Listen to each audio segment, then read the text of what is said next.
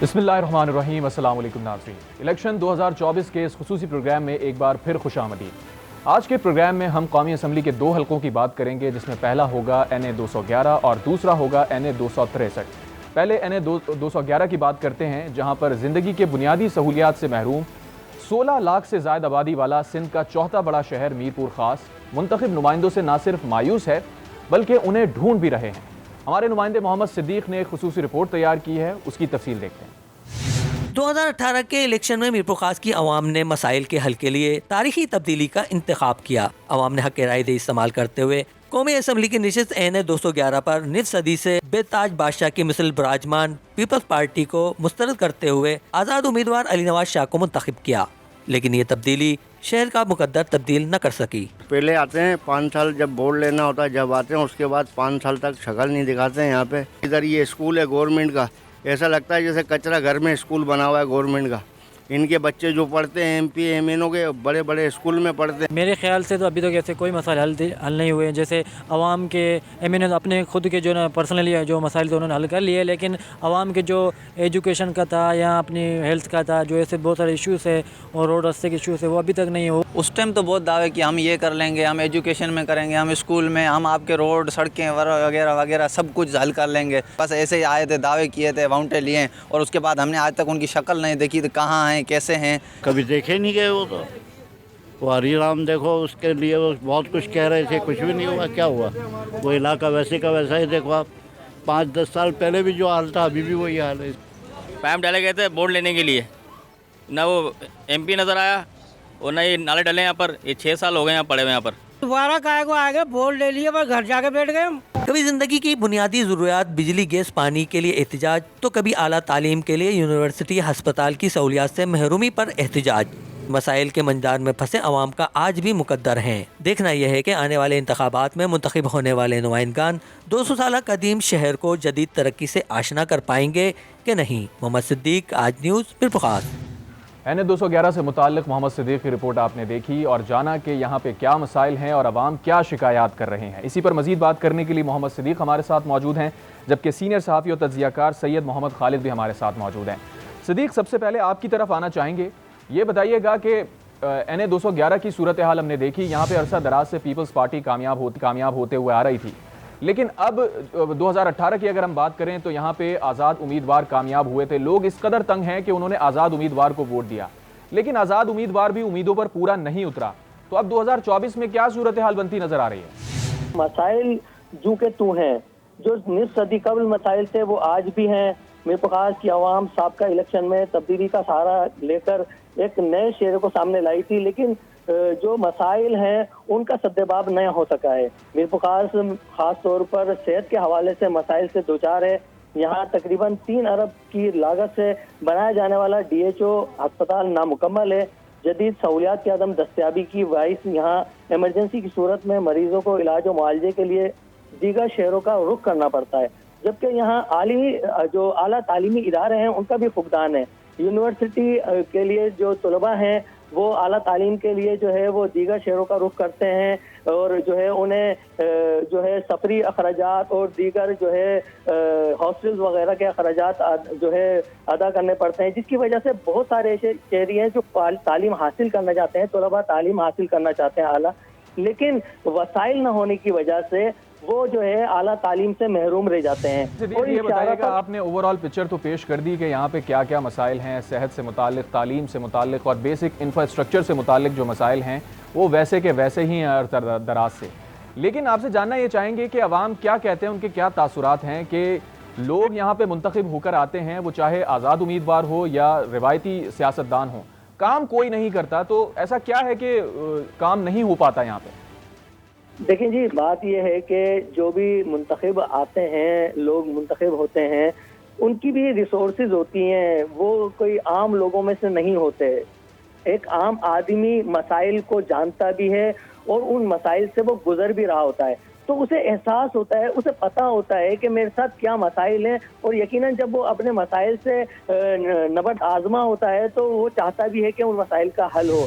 آپ دیکھتے ہیں کہ مسائل جو کہ تو رہتے ہیں, 5-5 سال گزر جاتے ہیں, منتخب ہونے والے اپنا چہرہ نہیں دکھاتے. ہم لوگوں میں جاتے ہیں, ہم لوگوں سے بات کرتے ہیں, ہم نے جب بھی لوگوں سے بات کی ان کا یہی شکوہ گلا ہوتا ہے کہ دیکھیں جو آتا ہے ہمارے پاس اس وقت آ کر تو بڑے سہانے خواب دکھاتا ہے, ہمیں کہتا ہے جناب میں آپ کے مسائل حل کر دوں گا, لیکن بعد میں ہوتا ہی ہے کہ وہ 5 سال تک نظر نہیں آتا.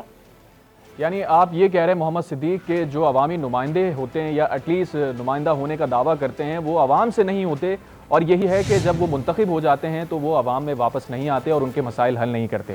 آپ ہمارے ساتھ موجود رہیے. سینئر تجزیہ کار اور صحافی سید محمد خالد بھی ہمارے ساتھ موجود ہیں. خالد صاحب, آپ سے یہ جاننا چاہیں گے کہ 2011 NA جو حلقہ ہے سندھ کی سیاست کا, اس پہ اگر عمومی طور پر دیکھیں تو وڈیروں اور سرداروں کے گرد اس کی سیاست گھومتی ہے. آپ کیا سمجھتے ہیں کہ آنے والے الیکشن سے اس طرز عمل میں کوئی تبدیلی آئے گی؟ یعنی جو وڈیرانہ سسٹم ہے یا جاگیردارانہ سسٹم ہے, اس سے ہٹ کے بھی کچھ ہو سکتا ہے یہاں پہ؟ گراؤنڈ ریئلٹیز ہماری یہ ہیں کہ اس وقت بھی ہمارا جو ووٹر ہے, عام ووٹر, خاص طور پہ دیہی علاقوں کا, وہ وڈیروں اور جو جاگیردار ہیں ان کے زیر اثر ہے, اور بہت جلد یہ اس پر ہم قابو نہیں پا سکتے. حقیقت پسندی سے بات کریں تو ابھی ہمیں بہت سفر طے کرنا ہے اس معاملے میں, اور اس جو آنے والے الیکشن ہیں اس میں بھی مجھے نہیں لگتا کہ ہم یا ہمارا ووٹر جو ہے, خاص طور پہ دیہی علاقوں کا ووٹر, وہ سرداری نظام سے یا جاگیردارانہ نظام سے باہر جا کر ووٹ کاسٹ کرے گا. وہ بالکل ان کے زیر اثر رہے گا اور ان کے زیر اثر ہی ووٹ دے گا. صحیح.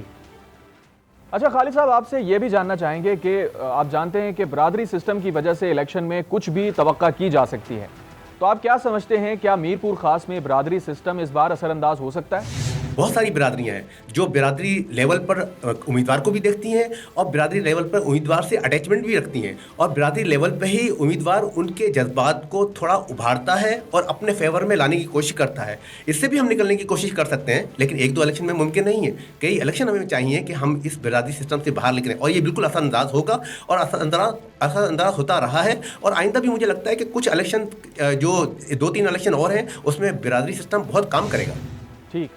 اچھا خالد صاحب, آپ سے یہ بھی جاننا چاہیں گے کہ ظاہر مسائل حلقے کے اپنی جگہ موجود ہیں اور منتخب نمائندے یہاں پر اپنے منتخب ہونے کے بعد نہیں آئے واپس اور عوام کے مسائل حل نہیں ہوئے ابھی تک. عوام بھی یہی شکایت کر رہے ہیں, اور ان بنیادی مسائل کی اگر ہم بات کریں تو پینے کا صاف پانی نہیں ہے, دیگر بنیادی سہولیات ہیں, وہ حلقہ محروم ہے ان سب چیزوں سے. آپ کیا سمجھتے ہیں کہ آئندہ منتخب ہونے والے جو امیدوار آئیں گے کیا وہ مسائل پر قابو پا سکیں گے؟ ہمارا ووٹر امیدوں اور خوابوں کے ساتھ ووٹ ڈالتا ہے, لیکن یہ امیدیں پوری ہوتی نظر نہیں آتی. لیکن اس میں پھر میں دوبارہ یہی کہوں گا کہ مسلسل الیکشن ہی اس کا حل ہے. مسلسل الیکشن ہوتے رہیں تو ووٹر کا دباؤ بھی پڑے گا اور کام بھی حل ہوں گے. ہمارے پاس جب الیکشن میں گیپ آ جاتے ہیں تو پھر ہم پیچھے کی طرف جاتے ہیں. جتنی جلدی الیکشن ہوں گے, جتنے زیادہ الیکشن ہوں گے, اتنا ہی مسائل حل ہونے میں ہمیں آگے پیش رفت کر سکیں گے, آگے بڑھ سکیں گے. صحیح. تو مسائل تو اپنی جگہ موجود ہیں اور آپ یہ سمجھتے ہیں کہ مسائل حل ہو سکتے ہیں, لیکن اگر منتخب نمائندے اس پہ توجہ دیں. منتخب نمائندوں کی اگر بات ہو رہی ہے تو آپ جانتے ہیں کہ 2018 میں یہاں سے آزاد امیدوار علی نواز شاہ کامیاب ہوئے تھے, اور منتخب ہونے کے بعد انہوں نے شہر کا رخ نہیں کیا, اور ظاہر اس سے پھر اس کے اثرات عوام تک پہنچے ہیں. اب آپ کیا سمجھتے ہیں کہ جو آئندہ منتخب نمائندہ آئے گا 2024 کے اندر, وہ اس شہر کی تقدیر بدل پائے گا؟ یہ ساری جو مکس کمپلیکس ہے, اس میں امیدوار کی بھی مجبوری ہے کہ وہ بڑے بڑے دعوے کرے تو تاکہ لوگوں کو اپنے ووٹ میں لا سکے اور اپنے فیور میں استعمال کر سکے. تو بہت جلدی تو تبدیلی نہیں ہوگی, لیکن بہرحال بہت بہتر ہے. الیکشن تو جب بھی الیکشن ہوتے ہیں تو ہم ایک قدم آگے ہی بڑھتے ہیں, اور ہمارا حل اور ہمارے مسائل کا حل بھی یہی ہے. NA 211 سے متعلق مسائل ہم نے جانے, اور سینئر تجزیہ کار اور صحافی محمد خالد ہمارے ساتھ موجود تھے اور محمد صدیق بھی ہمارے ساتھ موجود تھے. آپ دونوں کا بہت شکریہ. اور ناظرین, پروگرام کے پہلے حصے میں ہم نے بات کی NA 211 میرپور خاص کی. بریک کے بعد جب واپس آئیں گے تو بات کریں گے NA 263 کوئٹہ کی. Stay with us.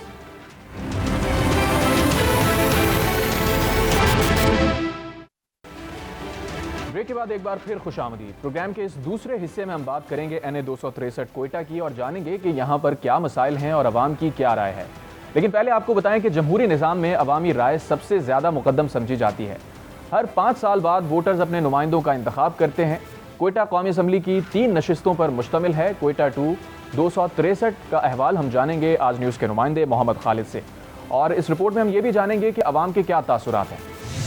कौमी असम्बली का हल्का NA 263 कोयटा 2 ये इलाका शहरी आबादी पर मुश्तमिल है, जहाँ पर गैस प्रेशर की अदम फरामी, ट्रैफिक के मसाइल और आबनोशी के मसाइल सर फहरिस्त हैं। इस हल्के से 2018 के इलेक्शन में तहरीक इंसाफ के उम्मीदवार कासिम खान सूरी कामयाब हुए थे, जिनका मुकाबला बलूचिस्तान नेशनल पार्टी के हाजी लश्करी खान रेसानी से था। इस हल्के के नताइज आखिरी वक्त तक अदालतों में जेर समात रहे। इस हल्के में जमीयत उलमा इस्लाम, पश्तूनख्वा मिल्ली अवामी पार्टी, बलूचिस्तान नेशनल पार्टी, मुस्लिम लीग नून, पीपल्स पार्टी और हज़ारा डेमोक्रेटिक पार्टी के वोटर्स बड़ी तादाद में हैं। ट्रैफिक और पीने का साफ पानी दस्तयाब न होने से शहरियों को मुश्किलात का सामना रहता है। देखिए, इस बार नौजवानों के लिए एक अहम मौका है और होना भी ऐसी चाहिए कि कम से कम इस इलेक्शन में ऐसे उम्मीदवारों को वो वोट दें, ऐसे लोगों को मुंतखब करें जिनको जो है वो बाद में ढूंढते ना फिरे, बाद में अपने काम कराने के लिए जो है उनके मिन्नतें ना करें या उनसे जो है मुलाकात कम से कम आसान हो। तो ऐसे बंदों को लाने चाहिए जो आवाम के अंदर से हों। सर, मैं तो ये कहना चाहता हूँ, जिसको आवाम का सोच है, जो आवाम को रोज़गार दे सकता है, जो आवाम को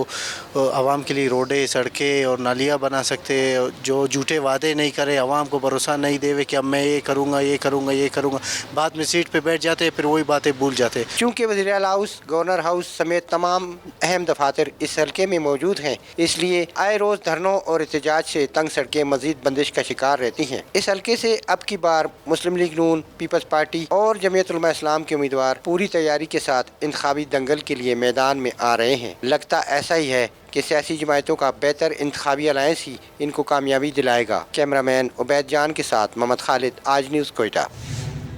NA 263 से मुताल्लिक हमने रिपोर्ट जानी मोहम्मद खालिद की, और मोहम्मद खालिद हमारे साथ एक बार फिर मौजूद हैं, लाइव उनसे बात करेंगे।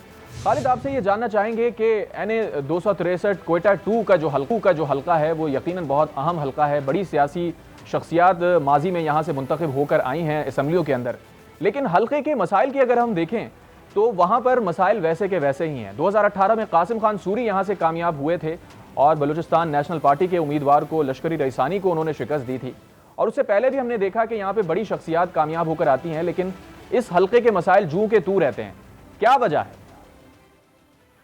जी, ऐसा है कि जो NA 263 कोयटा सिटी का हल्का है, चूँकि ये शहरी इलाकों पर मुश्तमिल है और कोयटा का बलूचिस्तान का सूबाई दार हुकूमत के सबसे बड़े दफातर और अहम तजारती मराकज़ इसी हल्के में हैं, इसलिए यहाँ के जो मसाइल थे गुज़श्ता 5 सालों में, जिनमें ख़ास तौर पर गैस प्रेशर में कमी, बिजली की लोड शेडिंग में कमी, आबनोशी के मसाइल और सेहत के जो मसाइल थे, उन पर कोई तवज्जो नहीं दी गई, बल्कि वो जू के तू हैं। और 5 साल पहले जो मनसूबे शुरू किए गए थे सड़कों की तोसी के, वो अब भी इल्तिवा का शिकार है, जिनमें ख़ास तौर पर सरियार रोड, नवाब रेसानी रोड के जो मसाइल हैं, उनकी कुशादगी की वजह से वो जू के तू पड़े हैं और ये इलाके जो अब भी खंडरात का मंजर पेश कर रहे हैं। अच्छा खालिद, जिन मसाइल का आपने जिक्र किया है और अवाम भी यही कह रहे हैं कि उनमें सबसे बुनियादी मसला पानी का है, पीने के साफ़ पानी का है, और पानी दस्तयाब नहीं है। इस वजह से यहाँ पे आए रोज़ एहतजाज होते हैं, और चूँकि पुख्ता बड़ी सड़कें नहीं हैं तो यहाँ पर इन एहतजाज की वजह से लोगों को भी मसाइल का सामना करना पड़ता है। तो ऐसा क्या है कि पानी की इतनी ज़्यादा कमी है, और अगर दीगर इलाकों को देखें तो वहाँ पर पानी दस्तयाब है, कोयटा के अंदर पानी क्यों नहीं है? कोयटा का चूँकि तमाम जो आबनोशी का जो पानी है वो उसका वाहिद जरिया ज़ेर ज़मीन ट्यूबवेल हैं, जिनसे को ट्यूबवेलों से पानी निकाल के ट्यूबवेल के ज़रिए वाटर सप्लाई स्कीम के ज़रिए घरों को मिलता है। इसके अलावा जो टैंकर हैं वो भी उनके अपने ट्यूबवेल हैं, उसके ज़रिए वो देते हैं। क्योंकि कोयटा में बर्फबारी और बारिशों का सिलसिला कम होने की वजह से गुज़श्ता 2 दहाइयों से पानी की जो सतह है वो कई गुना नीचे चली गई है। जो ट्यूबवेल आज से 20 साल कबल कोयटा शहर में 500 फुट के आसानी पानी देता था, अब वो 1500 फुट पे देने लगा है। खालिद, ये तो तमाम वो मसाइल हैं जो इंतखाबी मंशूर में सियासतदान आके लोगों को बताते हैं कि हम हल कर देंगे, और फिर हल नहीं हो पाते।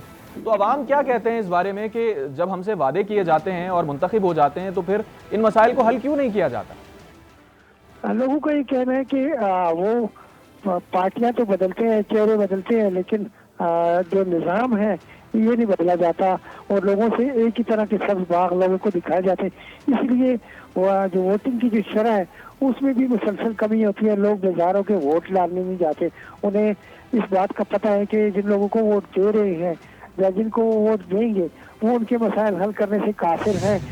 NA 263 سے متعلق محمد خالد نے ہمیں بہت ساری تفصیلات بتائیں. اسی پر مزید بات کریں گے. شاہد رند اینکر پرسن ہمارے ساتھ موجود ہیں. بہت شکریہ شاہد صاحب آپ کے وقت کا. NA 263 کوئٹہ مسائل کی دلدل میں پھنسا ہوا ہے، آپ جانتے ہیں. کیا کہیں گے کہ اس حلقے کے بارے میں اس بار کیا مستقبل دیکھ رہے ہیں؟ کیا کوئی مسائل حل ہونے کی امید ہے؟ میرا خیال ہے پولیٹیکلی اگر کسی سیاسی جماعت کا تسلسل ہوتا تو ان کے اسٹیکس ڈیولپ ہوتے، جیسا کہ اب دیکھتے ہیں کہ خیبر پختونخوا میں گزشتہ 10 سالوں میں PTI کا ایک اسٹیک ڈیولپ ہوا، پنجاب میں PMLN کا ایک اسٹیک ڈیولپ ہوا، اسی طریقے سے سندھ میں پاکستان پیپلز پارٹی یا MQM کا ایک اسٹیک ڈیولپ ہوا.